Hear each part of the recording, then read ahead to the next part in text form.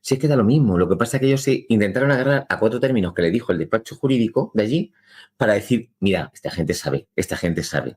Fue el despropósito más grande que se ha visto en la televisión. Con el tiempo nos empieza a dar la razón a muchos. Es decir, la sentencia, no la calle los ha visto que no los quiere ya. La sentencia del Tribunal Supremo. La verdad para seguir viva, y donde se mostraron una serie de documentos que pertenecían a la vida privada de una menor, de Rocío Flores, la hija de Rocío Carrasco, y era un delito tipificado en el Código Penal de revelación de secreto. En este caso, esos nombres son porque fueron las que defendieron públicamente y mediáticamente ese documental y esa forma de desprestigiar a una menor con una historia que en la sentencia no entra si es cierto o es falso. Entra en que no se podía revelar estos secretos al estilo fiscal general del Estado. ¿Cuánto?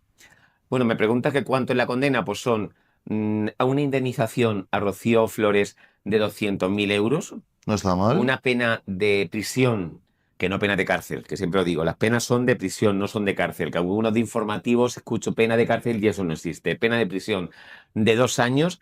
Y también una cosa que para mí, por la interpretación que estoy haciendo de la sentencia, que son 82 páginas, es lo más importante, que es 2 años de inhabilitación profesional. Permíteme que te diga que al final sí te costó tu puesto de trabajo. Yo todavía me echo las manos a la cabeza. Todo tuyo.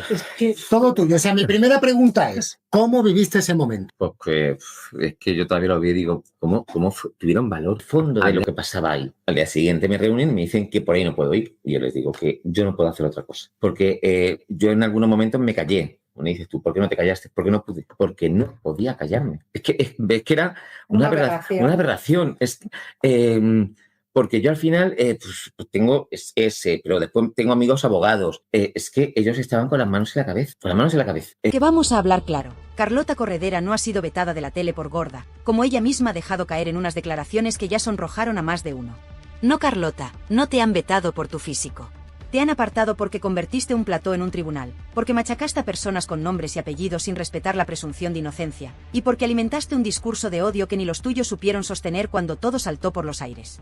Lo tuyo no fue activismo, fue una purga mediática en horario de máxima audiencia. Y ahora, cuando ya no hay alfombra roja, cuando se han apagado los focos, vienes a decir que fue por tu talla. Por favor, porque esto solo es la punta del iceberg. Lo más grave está por llegar. Porque no se trata solo de una presentadora polémica intentando reciclarse. Se trata de una persona que ha hecho declaraciones públicas que rozan, directamente, lo irresponsable. Y sí, hablamos de esa tristísima entrevista en la que llegó a justificar el consumo de cocaína en televisión con frases tan peligrosas como, el ritmo es tan alto que es caldo de cultivo perfecto para ser adicto. Pero ¿cómo puede decir eso alguien que ha trabajado en la televisión pública? ¿Cómo puede soltar semejante barbaridad y seguir siendo recibida con los brazos abiertos? Y por si fuera poco, en pleno juicio mediático por el caso Íñigo Errejón, va Carlota y dice que siente vergüenza, bochorno e indignación por el juez que llevará el caso. Es decir, que ya no solo opina sobre casos judiciales, sino que directamente deslegitima a los jueces. Cosa que no tengo clara en absoluto, vamos, que lo tengo muy claro. Yo no sé cómo la Fiscalía General del Estado o incluso la misma niña no se ha puesto una denuncia contra la madre porque está violando su intimidad. Nosotros no podemos dar información de cualquier chaval, de forma que se pueda identificar las circunstancias que han tenido siendo como menor. Yo puedo hablar de casos que he tenido, pero nunca puedo identificar que se pueda concretar al chaval del que me estoy refiriendo. Entonces, es una violación de la intimidad de esa niña. Lo que los menores hacen no genera antecedentes penales. Y es una cuestión que atenta contra su intimidad y su propia imagen. Yo no entro en si la Rocíito tiene razón o no tiene razón. Lo que sí está claro es que se ha revelado y se ha desvelado toda la información de esa cría del comportamiento cuando era menor de edad. Y eso debe de quedar en los juzgados de menores. ¿Esto es lo que representa la nueva televisión pública? ¿Esto es lo que quieren proyectar? Y aquí es donde entra el otro protagonista de esta historia, Antonio David Flores. Un hombre al que Carlota vapuleó sin piedad durante meses en Sálvame, al que condenaron mediáticamente antes de que ningún juez dijera nada. Un hombre que ha sido linchado en platós con el beneplácito de quienes hoy siguen en la pomada. Y ahora ha llegado su turno. Porque Antonio David ha hablado, y lo ha hecho alto y claro.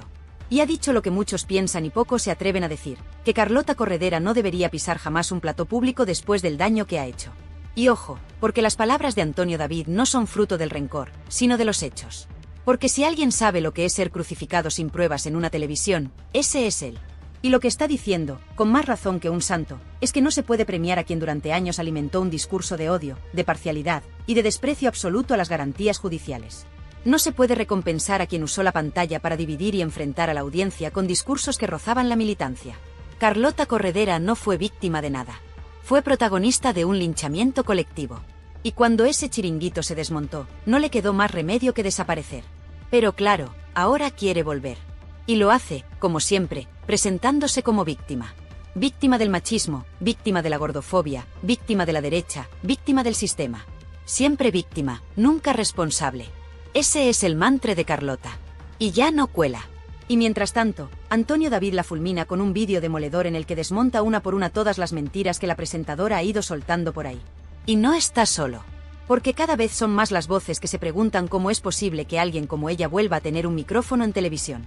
¿Tan corta es la memoria de los que mandan en RTVE? ¿Tan desesperados están por sumar cuota progresista que todo vale? Pues no, no todo vale. Porque hay límites. Y Carlota Corredera los ha cruzado todos. No una, ni dos, sino muchas veces. Y ahora, su regreso no es solo polémico. Es una provocación. Una bofetada a quienes sí creen en una televisión pública plural, responsable, sobre todo, respetuosa con la verdad. Y esta es solo la primera parte, porque lo que viene a continuación deja aún más al descubierto las contradicciones, las incoherencias y el desastre de este regreso que muchos ya califican de auténtico despropósito. Pero ¿qué ha pasado realmente para que Carlota Corredera, que se vendía como símbolo de la nueva televisión, feminista, moderna y progresista, haya acabado fuera de los focos y reducida a apariciones esporádicas en un programa menor como Tentáculos? Pues ha pasado lo que pasa siempre cuando se mezcla activismo radical con falta de autocrítica, que tarde o temprano la verdad te alcanza.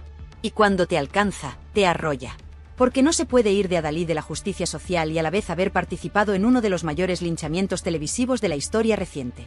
No se puede pedir respeto mientras tú misma, con micrófono en mano, te lanzabas cada tarde a despellejar a quien no comulgaba con tu discurso. Y mucho menos, se puede mirar a otro lado cuando se trata de asumir errores. Lo de Carlota Corredera no ha sido censura por ser mujer, ni por su físico, ni por su ideología. Ha sido consecuencia directa de sus propias decisiones. Y el público, que puede estar más o menos informado, no es tonto. Carlota construyó su personaje alrededor de una causa que debería haberse tratado con seriedad y respeto, la violencia de género. Y lo hizo desde la superioridad moral, tachando de machistas a todos aquellos que osaban cuestionar el relato de Rocío Carrasco. Lo hizo mientras se mofaba, sin ningún pudor, de Antonio David Flores, sin respetar su derecho a defensa, ni a presunción de inocencia. Se rió, señaló, canceló, y aplaudió cuando su despido fue celebrado por los suyos como un acto de limpieza ideológica. El problema es que ahora, sin ese altavoz gigante que era Sálvame, sin los guionistas que escribían sus discursos, sin el aplauso fácil, Carlota ha quedado desnuda. Y no le ha gustado. ¿Y qué ha hecho? Pues victimismo, el recurso favorito de quien no asume sus actos. Ha salido diciendo que fue apartada de la televisión por ser gorda. Que los gordos existen, y que no se les puede borrar. Pero vamos a ver, Carlota. ¿De verdad pretendes hacernos creer que tu despido fue por tu talla? ¿En serio? Después de haber tenido durante años el apoyo incondicional de Mediaset, de haber sido directora, presentadora, activista de plató, y hasta referente para un sector ideológico, ¿y ahora resulta que el problema era tu cuerpo? No. El problema es tu discurso. El problema es que fuiste incapaz de aceptar que no todo el mundo pensaba como tú. Y eso, en televisión, se paga. Antonio David, que ha pasado de ser el villano absoluto a una figura de resistencia mediática, lo ha dejado clarísimo en su canal. Carlota está recogiendo lo que sembró. Y por mucho que algunos quieran desacreditarlo, lo cierto es que cada vez más gente se posiciona con él. Porque mientras ella defendía causas desde la comodidad del plató, él ha tenido que enfrentarse a un linchamiento público sin precedentes. ¿Y sabéis qué es lo más fuerte? Que a día de hoy, no hay ni una sola condena contra Antonio David por malos tratos. Ninguna. Pero sí hay una sentencia que condena a Mediaset por despedirlo de forma improcedente. Esa es la diferencia. Y ahora, mientras Carlota intenta reinventarse como colaboradora en televisión española, en la radio pública y en canales secundarios, su discurso ya no cuela. Porque los espectadores han cambiado. Porque la gente ya no traga con dogmas impuestos desde una superioridad moral que huele a naftalina. Porque, nos guste o no, el caso Rocíito abrió una grieta. Y en esa grieta, muchos descubrieron que se puede apoyar a las víctimas sin necesidad de linchar a nadie. que se puede hablar de feminismo sin criminalizar a medio país, y que se puede ser empático sin tragarse una narrativa sin matices. Pero Carlota eligió otro camino. Eligió convertirse en mártir de una causa que ya no representa a nadie. Eligió confrontar en lugar de dialogar. Y lo que es peor, eligió seguir blanqueando su propia historia, en lugar de pedir disculpas. Porque, y esto hay que decirlo claro, Carlota Corredera ha hecho muchísimo daño. A la profesión, al periodismo, y sobre todo, a la lucha real por la igualdad. Porque su discurso hiperventilado ha generado rechazo incluso entre quienes siempre han estado del lado de los derechos sociales. Y lo más triste es que sigue sin entenderlo. Sigue creyendo que todo es una conspiración. Que la han borrado por gorda, por feminista, por incómoda. Cuando en realidad, lo único que ha pasado es que la audiencia ha dicho basta. Que no quieren más lecciones desde un púlpito. Que no quieren más editoriales encubiertos en programas de entretenimiento. Que quieren verdad, humanidad, sobre todo, respeto. Y eso, Carlota, tú lo perdiste hace tiempo. Y mientras tanto, Antonio David continúa ganando terreno, ganando apoyo, ganando causas. Porque aunque a muchos les cueste aceptarlo, el relato ha cambiado. Y tú, Carlota, ya no tienes sitio en él. Lo que más molesta de todo este asunto es la desmemoria selectiva. Carlota Corredera, la misma que decía que nunca volvería a pisar un plató de Sálvame, que renegaba de sus años en Telecinco, ahora reaparece por todo lo alto para, atención, seguir luchando por la igualdad desde los medios públicos. Desde los medios públicos. Es decir, con dinero de todos. Con el dinero de esos mismos espectadores que se sintieron atacados, insultados y ninguneados durante meses por su dedo acusador. ¿Y qué ha hecho para ganarse ese privilegio? ¿Pedir perdón? ¿Reconocer errores? ¿Matizar su discurso? No. Lo ha radicalizado aún más. Porque ahora, además del victimismo, ha añadido el componente ideológico más extremo. Se ha alineado con los discursos de Irene Montero, ha hecho suya la retórica del Ministerio de Igualdad y ha intentado convertir cada aparición pública en una clase magistral de moralismo barato. ¿El resultado? Cada vez que habla, la polémica está servida. Cada vez que aparece en televisión, se incendian las redes. Y cada vez que se le da un micrófono, lo convierte en un boomerang que le acaba explotando en la cara. Y ojo, que aquí nadie defiende que no se puedan expresar ideas, ni que las mujeres no tengan espacio en los medios. Faltaría más. Lo que se critica, y con razón, es que alguien que ha promovido un discurso de odio, que ha participado en linchamientos mediáticos, y que ha utilizado causas sociales como arma de combate, ahora se presente como víctima de un sistema que ella misma ayudó a crear. Porque si hoy hay crispación en la sociedad, si hoy hay división en los platós, es en gran parte por personajes como Carlota Corredera, que cambiaron el debate por la imposición. ¿Y qué decir de su relación con la televisión pública? Porque esto ya no es un asunto de Mediaset, ni de productoras privadas. No. Aquí hablamos de Radio Televisión Española, pagada con nuestros impuestos. ¿De verdad no hay nadie en ese ente que revise los antecedentes de quien contratan? ¿Nadie que mire las hemerotecas? ¿Nadie que recuerde cómo esta mujer contribuyó a destrozar la imagen de un hombre, Antonio David, que, nos guste más o menos, no ha sido condenado por maltrato? ¿De verdad es esta la voz que queremos amplificar con dinero público? Y por si fuera poco, tenemos que escucharla ahora justificando el consumo de sustancias en televisión. El ritmo es tan alto que es caldo de cultivo perfecto para ser adicto, dijo. En Televisión Española. ¿Pero esto qué es? ¿Una apología encubierta del consumo? ¿Una excusa para justificar lo injustificable? Porque claro, no se puede trabajar sin doparse, ¿no? Lo siguiente será que diga que insultar desde el plató era una reacción al estrés. Que sus linchamientos mediáticos eran fruto de la presión. No, Carlota. No cuela. Lo que estás haciendo es peligrosísimo, y lo estás haciendo con el sello de una televisión pública que parece haber perdido por completo el rumbo. Y mientras tanto, Antonio David Flores sigue en pie. Con sus luces y sus sombras, sí, pero en pie. Y eso, a muchos, les revienta. Porque esperaban que estuviera hundido, desaparecido, arrastrado. Y no. Ha encontrado en las redes sociales una plataforma sin censura, donde se ha hecho fuerte, donde ha podido contar su versión sin filtros, y donde ha recibido el apoyo de miles de personas que no tragan con los dogmas televisivos. Y es que el problema de fondo aquí no es solo Carlota. Es lo que representa. Es esa televisión que ya no informa, que ya no entretiene, que ya no conecta con la gente real. Esa televisión que se ha convertido en un púlpito ideológico, que ha perdido el sentido del humor, la autocrítica y, sobre todo, la conexión con su audiencia. Y Carlota fue la punta de lanza de ese despropósito. Por eso ahora que intenta volver, el rechazo es tan visceral. Porque la gente no olvida. Lo más triste es que, lejos de hacer autocrítica, lejos de replantearse su papel en todo este desastre, Carlota sigue adelante como si nada. Como si no hubiera pasado nada. Como si el juicio mediático que promovió contra Antonio David Flores no hubiera tenido consecuencias. Como si no fuera responsable, en parte, de la fractura que hoy vive el espectador medio en España. Y eso, sinceramente, es lo más preocupante. Porque cuando una figura pública pierde el contacto con la realidad, cuando cree que todo es culpa del mundo menos de ella, entonces tenemos un problema. Y por eso es tan necesario hablar de esto.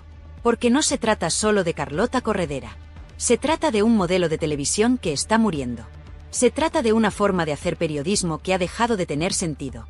Y se trata, sobre todo, de devolver la voz al espectador. Ese espectador que está harto. Harto de que le llamen machista por no comulgar con determinados discursos. Harto de que le señalen por pensar diferente. Harto de que le impongan relatos únicos desde platós de cartón piedra. Y ahora que Carlota intenta su regreso, ahora que vuelve con ese aire de superioridad moral intacta, es más necesario que nunca recordar lo que hizo. Lo que dijo. Lo que permitió. Porque el perdón solo llega a despentimiento. Y en su caso, todavía no lo hemos visto. Así que sí, puede que vuelva a tener minutos de gloria. Puede que algún productor despistado le dé otra oportunidad. Pero lo que no puede evitar es que su imagen, su discurso y su legado estén ya marcados. Y no por su físico. No por ser mujer.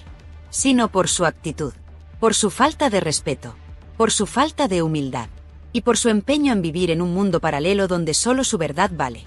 Y mientras tú vuelves a platós y radios públicas, mientras se te abren puertas con el dinero de todos, miles de profesionales con talento, con trayectoria, con ética, siguen fuera. Sin micro, sin oportunidades, sin padrinos. Esa es la verdadera injusticia.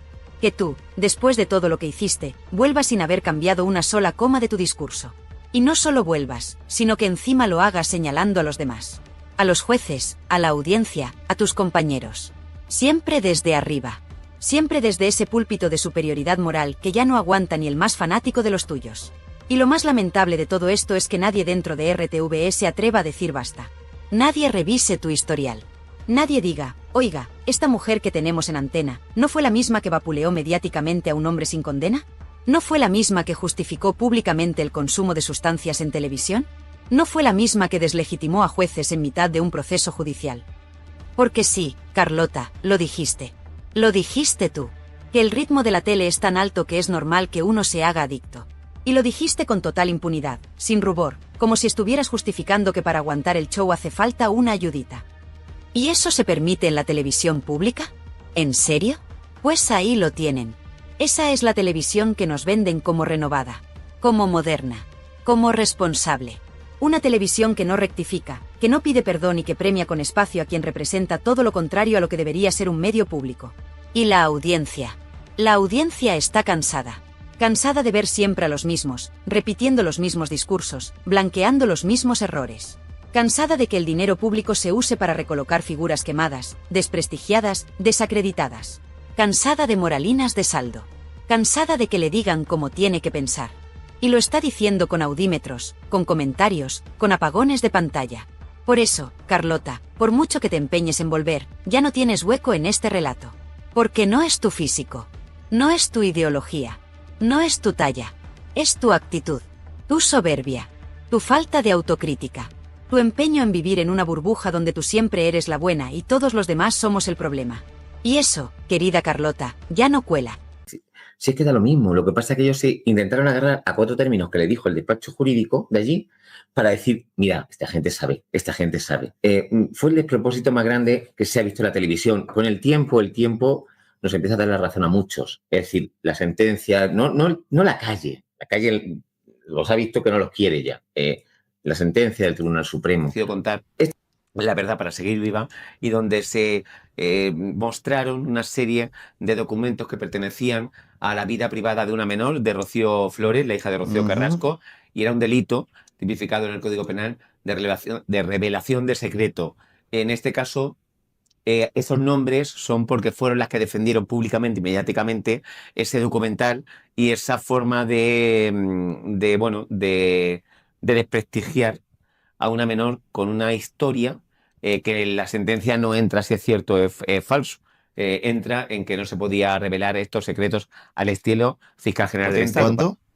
Bueno, me preguntas que cuánto es la condena. Pues son una indemnización a Rocío Flores de 200.000 euros. No está mal. Una pena de prisión que no pena de cárcel, que siempre lo digo, las penas son de prisión, no son de cárcel, que algunos de informativos escucho pena de cárcel y eso no existe, pena de prisión de 2 años. Y también una cosa que para mí, por la interpretación que estoy haciendo de la sentencia, que son 82 páginas, es lo más importante, que es 2 años de inhabilitación profesional. Si es que da lo mismo, lo que pasa es que ellos se intentaron agarrar a 4 términos que le dijo el despacho jurídico de allí para decir, mira, esta gente sabe, esta gente sabe. Fue el despropósito más grande que se ha visto en la televisión. Con el tiempo nos empieza a dar la razón a muchos. Es decir, la sentencia, no la calle los ha visto que no los quiere ya. La sentencia del Tribunal Supremo. La verdad para seguir viva, y donde se mostraron una serie de documentos que pertenecían a la vida privada de una menor, de Rocío Flores, la hija de Rocío Carrasco, y era un delito tipificado en el Código Penal de revelación de secreto. En este caso, esos nombres son porque fueron las que defendieron públicamente y mediáticamente ese documental y esa forma de desprestigiar a una menor con una historia que en la sentencia no entra si es cierto o es falso. Entra en que no se podía revelar estos secretos al estilo fiscal general del Estado. ¿Cuánto? Bueno, me preguntas que cuánto es la condena, pues son a una indemnización a Rocío Flores de 200.000 euros, No está mal. una pena de prisión, que no pena de cárcel, que siempre lo digo, las penas son de prisión, no son de cárcel, que algunos de informativos escucho pena de cárcel y eso no existe, pena de prisión de 2 años.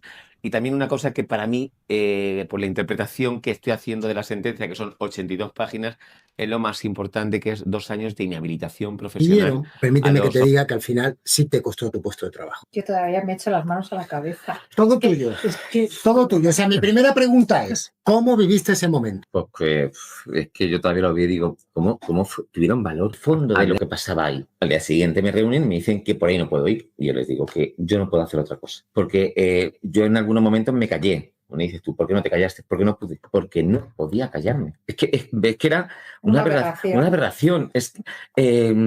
Porque yo al final pues tengo ese, pero después tengo amigos abogados. Es que ellos estaban con las manos en la cabeza. Con las manos en la cabeza.